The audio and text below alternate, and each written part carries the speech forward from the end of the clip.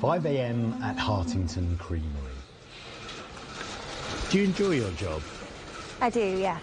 Yes, it's very hard work, but it's very rewarding. Here in Derbyshire, they've been making award-winning cheese for 150 years. The cows willingly come into the parlour, and then, yeah, we wipe all the udders so they're nice and clean, so then the units can go straight on. And that's where the milk comes out and goes up through the pipes and then into the tank ready for collection. What do you have to think about in terms of the quality of the milk that comes out for the cheese? So it's about the levels, nutritional levels within the milk. Different cheeses need different levels, so we try and feed the cows accordingly.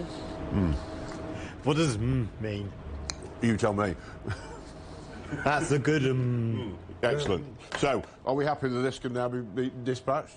Now you're a cheese expert? To my house. OK, all right, yeah. You guys are the smallest Stilton makers in the world. We are, that's right. With it, everything we do is made traditional ways, all by hand. Has Brexit been good for you, bad for you, or a bit of both?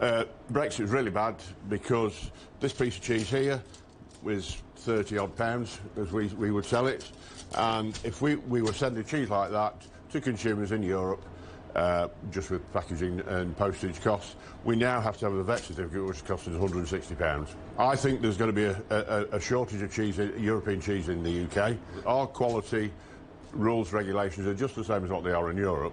It's just bureaucracy that's not needed. So the way Hartington Creamery has adapted to the challenges posed by Brexit is to replace the trade with the EU with trade in the UK. Where we're going now is to a much bigger business, and they've been able to get around the challenges of Brexit in a different way. Joseph Healer is the UK's largest independent cheese producer. This is cheese making on an industrial scale. 23,000 litres of pasteurised milk in that tank alone have starter culture added to it. That separates out the curds from the whey, which is then drained off, and that's what they're doing here right now. A few years ago, the company bought Cheshire Cheese, the largest online cheese retailer in Europe. Because of Brexit, it was struggling with EU export costs, so its founder sold it to Joseph Healer, who were big enough to absorb the cost of setting up a German subsidiary, allowing them to trade friction-free with the EU. This was a consequence of the British government not really looking at the detail of the Brexit agreement, and one of those was that there is no concession in there for consumer sales. We had a thriving online business that was expected to do around £250,000 to our existing customer base that we developed, and that was completely wiped out overnight.